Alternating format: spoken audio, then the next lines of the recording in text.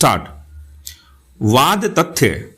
वादी ने संपत्ति को प्रत्युत्तर दाता संख्या 1, प्रतिवादी संख्या 1 को विक्रय करने के लिए कलेक्टर सूरत के समक्ष अनुमति हेतु एक प्रार्थना पत्र दिनांक 13/5/2008 प्रस्तुत किया, जिसे कलेक्टर ने आदेश दिनांक 19/6/2009 के द्वारा अनुज्ञात किया और 2000 रुपये प्रति वर्ग मीटर की दर से विक्रय मूल्य नियत करते हुए वाद संपत्ति की कीमत 1,74,02,000 रुपये निर्धारित करते हुए उसे चेक द्वारा भुगतान करने का आदेश दिया। स्टॉप। तदनुसार वादी अपीलार्थी ने पंजीकृत विक्रय विलेख दिनांक 2/7/2009 के द्वारा वाद संपत्ति को प्रत्युत्तर दाता संख्या 1 को विक्रय कर दिया, जिसने पुनः उक्त संपत्ति को प्रत्युत्तर दाता संख्या 2 और 3 को पंजीकृत विक्रय विलेख दिनांक 1/4/13 के द्वारा 2,01,00,000 रुपये के प्रतिफल में विक्रय कर दिया। स्टॉप। दिनांक 15/12/14 को वादी अपीलार्थी ने मुख्य सिविल जज सूरत के समक्ष विशेष दीवानी वाद संख्या 718/2014 प्रस्तुत करते हुए न्यायालय से मांग की कि विक्रय विलेख दिनांक 2/7/2009 को निरस्त किया जाए और उसे अवैध, शून्य और निष्प्रभावी घोषित किया जाए।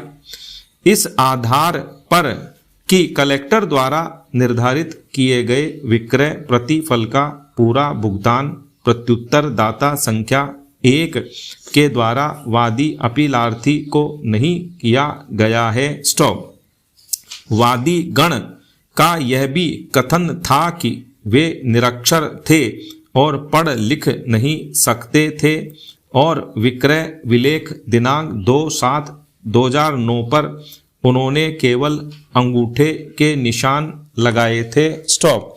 उसका आगे कथन था कि प्रत्युत्तर दाता संख्या 1 ने 6 चेक के माध्यम से केवल 40,000 रुपये का ही भुगतान किया और शेष 1,73,62,000 रुपये के लिए दिए गए 30 अन्य चेक फर्जी नकली थे। स्टॉप।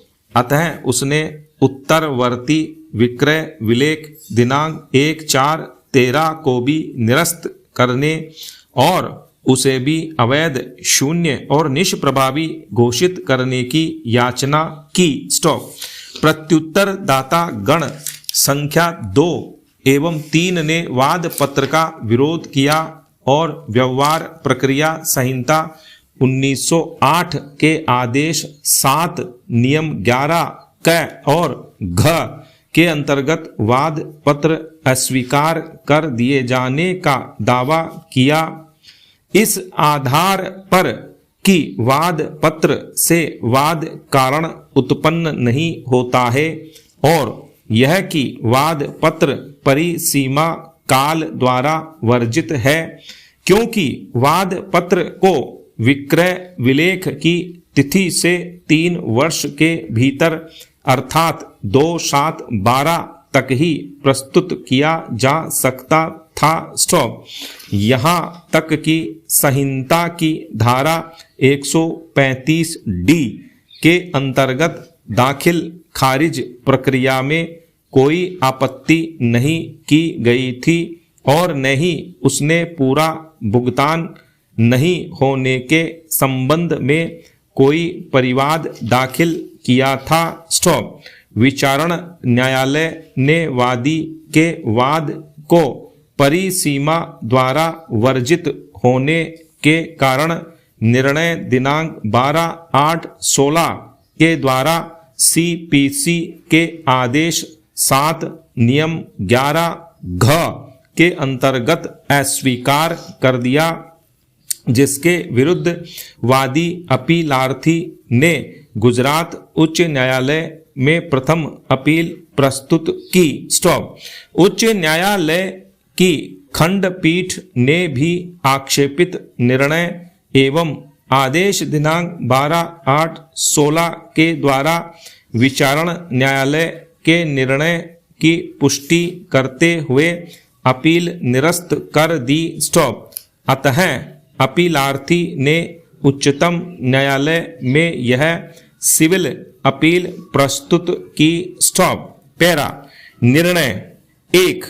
परिसीमा अधिनियम 1963 सभी वादों, अपीलों और आवेदन पत्रों के लिए एक समय सीमा नियत करती है।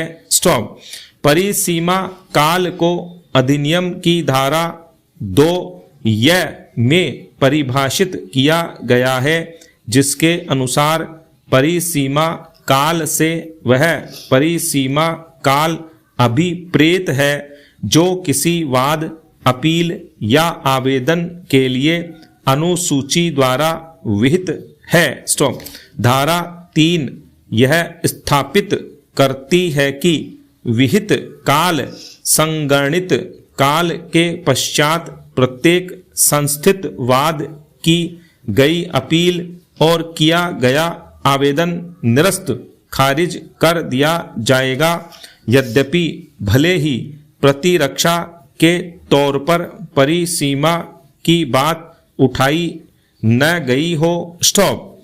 यदि किसी वाद के लिए अनुसूची अनुच्छेद में कोई विहित काल नहीं है, तब वह अवशिष्ट अनुच्छेद के भीतर आएगा। स्टॉप।